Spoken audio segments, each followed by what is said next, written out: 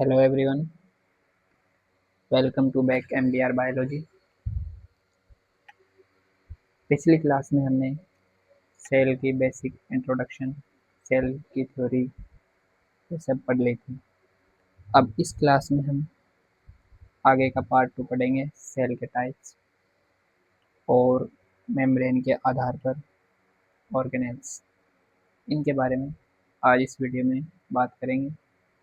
यह अपना पार्ट 2 रहेगा, तो बिना समय गवाए शुरू करते हैं हम यह पार्ट। माँ शारदे को नमन करते हुए सबसे पहले पढ़ेंगे अपन जिले के आधार पर कोशिकाएं, अर्थात ये जो सेल ऑर्गेनेल्स है ना, ये मेम्ब्रेन के आधार पर कितने कितने पार्ट में डिवाइडेड है। जैसे नॉन मेम्ब्रेन बाउंडेड है राइबोसोम, अर्थात बिना झिल्ली के युक्त। दूसरी है सेंट्रियोल, तीसरी है साइटोस्केलेटन और फोर्थ है न्यूक्लियोलस अर्थात केंद्रिका। फिर सिंगल मेम्ब्रेन बाउंडेड अर्थात एकल झिल्ली युक्त। इसमें अपन ये देखेंगे कि इसकी झिल्ली है ना सिंगल ही है एक। फिर गोल्जी बॉडी, फिर थर्ड हो गया लाइसोसोम, फोर्थ हो गई वैक्यूल और फिफ्थ हो गया पेरोक्सोसोम या माइक्रोबॉडी। फिर अपन ये देखेंगे कि ये जो डबल मेम्ब्रेन बाउंडेड है अर्थात दोहरी झिल्ली कोशिकाएं।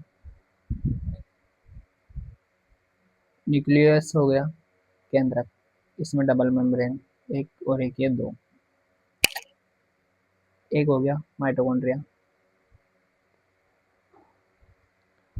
और थर्ड हो गया प्लास्टिड या लवक, जिसे हम क्लोरोप्लास्ट के नाम से भी जानते हैं। यह प्लांट्स में पाया जाता है। इसके बाद में अपन पढ़ेंगे कि ये जो कोशिकाएं हैं, ये सबसे छोटी कोशिका कौन सी है, सबसे बड़ी कौन सी है, सबसे लंबी कौन सी है। तो मैं आपको बता दूं, सबसे छोटी कोशिका है स्मॉलेस्ट लिविंग सेल माइकोप्लाज्म।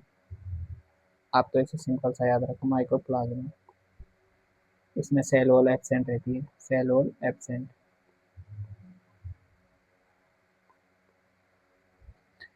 फिर है लार्जेस्ट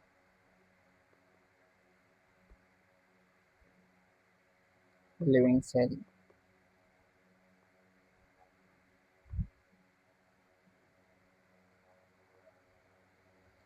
लार्जेस्ट लिविंग सेल में है ऑस्ट्रिच एग अर्थात शत्रुमुर्ग का अंडा। फिर इसके बाद में अपन ये देखेंगे कि ये जो सबसे लंबी कोशिका है, लॉन्गेस्ट लिविंग सेल,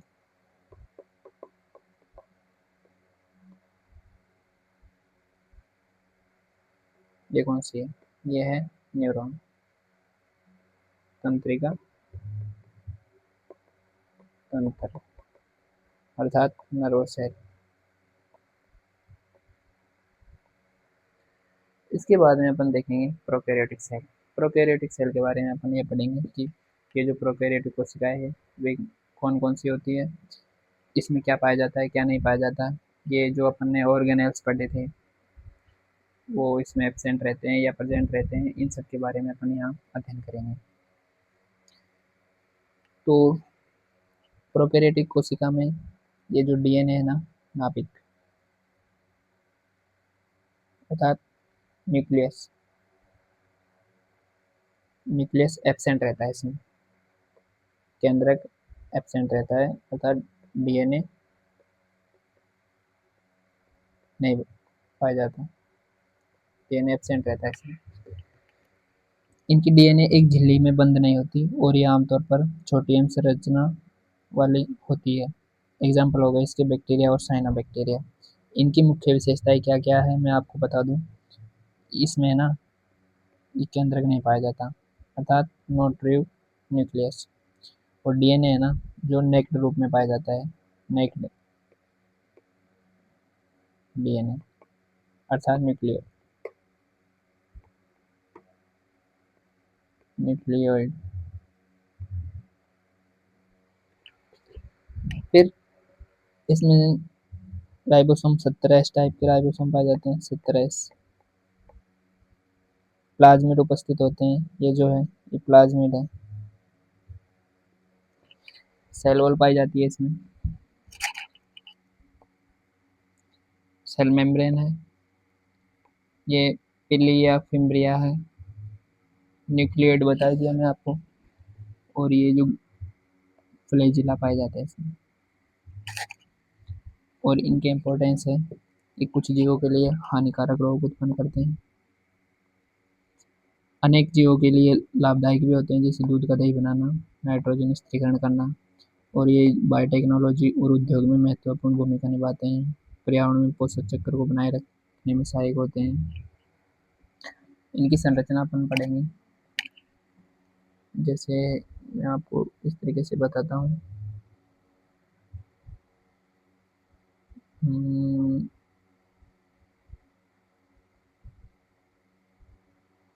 सिंपल सी है।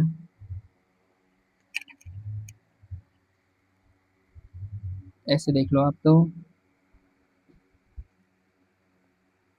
ये जो है ना अपना बैक्टीरिया है।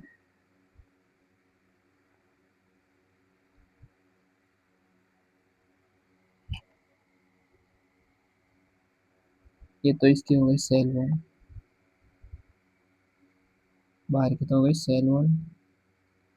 अंदर की हो गई मेम्ब्रेन, प्लाज्मा मेम्ब्रेन। और ये हो गए प्लाज्मिड। ये डीएनए हो गया नेक्ड। ऐसे रियल वाला डीएनए नहीं, नेक्ड डीएनए। आप ऐसे समझ लो कि डीएनए नहीं, ओनली नेक्ड डीएनए अर्थात न्यूक्लियोइड टाइप बिखरा हुआ। ऐसे न्यूक्लियोइड बिखरा हुआ। फ्लैजिला हो गई। ये फ्लैजिला हो गए इसमें। फिर प्लाज्मा झिल्ली हो गई, प्लाज्मिड हो गए, राइबोसोम हो गए। इसके बाद में अपन देखेंगे कि इनमें जो सेल ऑर्गेनेल्स है ना वो एब्सेंट रहते हैं। ओनली ये जो नॉन मेम्ब्रेन बाउंडेड है ना, नॉन मेम्ब्रेन बाउंडेड कौन कौन से हैं? एक तो ये जो राइबोसोम है, यही इसमें पाए जाते हैं। और इसमें ना तो कोई माइटोकॉन्ड्रिया पाया जाता, ना कोई वो एंडोप्लाज्मिक रेटिकुलम, ना कोई गोल्गी बॉडी, ना कोई वैक्यूल वगैरह वगैरह, ये नहीं पाए जाते इसमें। मतलब नॉन मेम्ब्रेन बाउंडेड पाया जाता है। इसके बाद में अपन ये देखेंगे, इसको एक सिंपल तरीके से ऐसे समझ लेते हैं, जैसे इसमें क्या क्या प्रेजेंट रहता है, क्या क्या नहीं रहता। फिर इसके बाद में अपन यूकेरियोटिक सेल पढ़ेंगे। इसमें सेल वॉल प्रेजेंट रहती है। सेल वॉल प्रेजेंट रहती है। पढ़ लिया ये अपने। न्यूक्लियस एब्सेंट रहता है। एब्सेंट वो न्यूक्लियोइड के रूप में पाया जाता है। Instead instead nucleoid.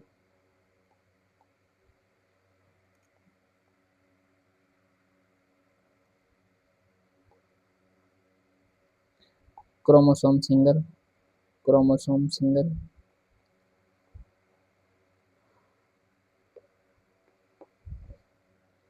Ribosome 17 type के।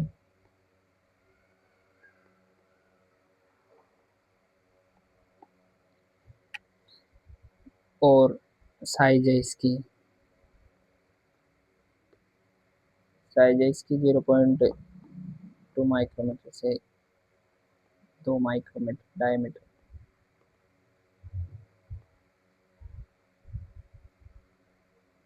व्यास।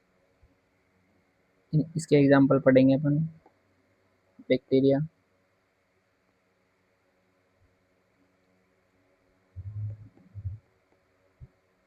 Blue green algae,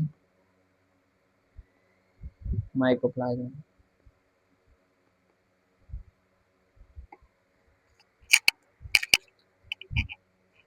cell wall इसमें प्रेजेंट रहती है, देख लिया अपन ने।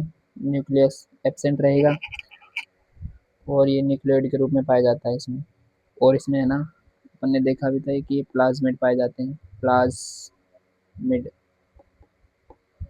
अर्थात ये जो एक्स्ट्रा क्रोमोसोमल पार्ट होता है ना, ये प्लाज्मिड के रूप में काम करता है। Extra chromosomal chromosomal DNA plasmid के रूप में पाया जाता है ये।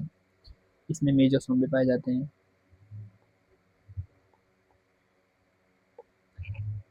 मेजोसोम है ना, इनफोल्डिंग होता है इसमें। जैसे ये जो सेल है, तो इसके अंदर ये धसा हुआ पार्ट रहता है, ये मेजोसोम। इनफोल्डिंग या extension of plasma membrane, extension of plasma membrane, plasma membrane PM. ये क्या काम करता है, इसका मेन काम है सेल का फॉर्मेशन करता है ये। इसका फंक्शन है ना सेल फॉर्मेशन, सेल फॉर्मेशन।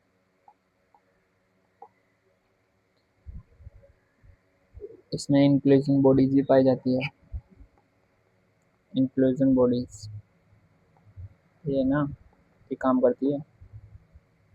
ये रिजर्व मटेरियल स्टोर करती है कोशिका द्रव्य में।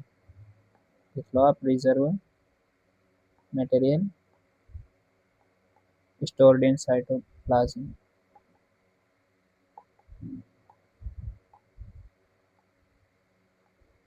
चलो इतना ही है। बाकी इसकी शेप भी है, ये 4 प्रकार की बेसिक शेप है इसके बैक्टीरिया की। वो एक तो रोड शेप है, एक स्फेरिकल शेप है, और दूसरी थर्ड है इसकी कोमा शेप, फोर्थ है इसकी स्पाइरल शेप। इसके कुछ उसमें उदाहरण भी दिए गए हैं, जैसे रोड शेप का बेसिलस है, और स्फेरिकल शेप का कोकस है, कोमा शेप का विब्रियम है, और स्पाइरल शेप का स्पाइरुलम है। इसके बाद में अपन यूकेरियोटिक कोशिका पढ़ेंगे। क्या है यूकेरियोटिक कोशिका? यूकेरियोटिक कोशिका वो कोशिकाएं होती है जिसमें जैसे सेल ऑर्गेनेल्स पाए जाते हैं, और ये केंद्रक है ना, स्पष्ट केंद्रक डिफाइंड पाया जाता है, और मेम्ब्रेन, न्यूक्लियर मेम्ब्रेन से घिरा होता है ये। फिर इन कोशिकाओं में आनुवंशिक पदार्थ डीएनए पाया जाता है, जो लाइनर रूप में क्रोमोसोम के रूप में व्यवस्थित होता है। और ये झिल्लीबद्ध ऑर्गेनेल्स रखती है, जैसे गोल्जी बॉडी हो गई, वैक्यूल हो गई, और माइटोकॉन्ड्रिया हो गए, एंडोप्लाज्मिक रेटिकुलम हो गई। चलो अपन यहाँ से देखते हैं जैसे ये जो सिंपल सी सेल है, ये कोशिका है, ये यूकेरियोटिक कोशिका है। इसमें एक सुस्पष्ट केंद्रक पाया जाता है, ये देख लो भैया, केंद्रक है ये। केंद्रक में केंद्रिका होगी, केंद्रक। ये तो अपना नाभिक हो गया, और ये हो गई केंद्रिका। ये इसकी नाभिक की झिल्ली हो गई। और ये जो बाहर है ना, ये एंडोप्लाज्मिक रेटिकुलम हो गई, ये यार। और इसके ऊपर ये जो राइबोसोम पाए जाते हैं ना, इस वजह से इसे खुरदरी बोलते हैं, अर्थात रफ, रफ एंडोप्लाज्मिक। और ये जो जिसके ऊपर राइबोसोम एब्सेंट रहते हैं, उसे स्मूथ बोलेंगे, स्मूथ, चिकनी। इसके पास में एक गोल्जी का ही रहेगा, गोल्जी का डबल मेम्ब्रेन बाउंडेड, गोल्जी का डबल मेम्ब्रेन बाउंडेड ऑर्गन नहीं है ये सिंगल मेम्ब्रेन बाउंडेड ऑर्गन है, गोल्गी बॉडी। और ये जो वैक्यूल है, ये भी सिंगल मेम्ब्रेन बाउंडेड है। माइटोकॉन्ड्रिया है, ये डबल मेम्ब्रेन बाउंडेड है। और प्लास्टिड है, प्लास्टिड जो पादपों में पाए जाते हैं, वो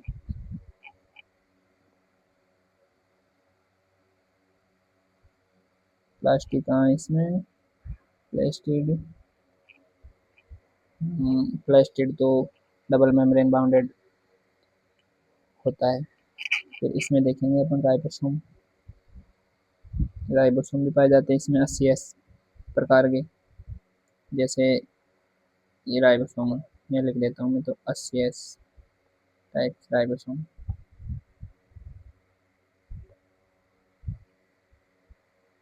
ये ना 60+40 है, सभी यूनिट से मिलके बना होता है, सभी यूनिट इकाई। फिर अब आप इसकी विशेषताएं देख लो, मुख्य विशेषताएं क्या क्या है। इसमें एक सुस्पष्ट केंद्रक पाया जाता है, अर्थात न्यूक्लियस पाया जाता है, डीएनए लाइनर के रूप में, क्रोमोसोम के रूप में पाया जाता है, और membrane organelles, bounded endoplasmic reticulum, Golgi body, mitochondria आदि उपस्थित रहते हैं इसमें। इसका आकार 10 से 100 माइक्रोमीटर होता है। कोशिका विभाजन माइटोसिस एवं मेयोसिस द्वारा होगा। सेल डिवीजन, इसके उदाहरण होंगे पादप जंतु, कवक, प्रोटिस्टा इत्यादि। ये अपनी यूकेरियोटिक सेल है।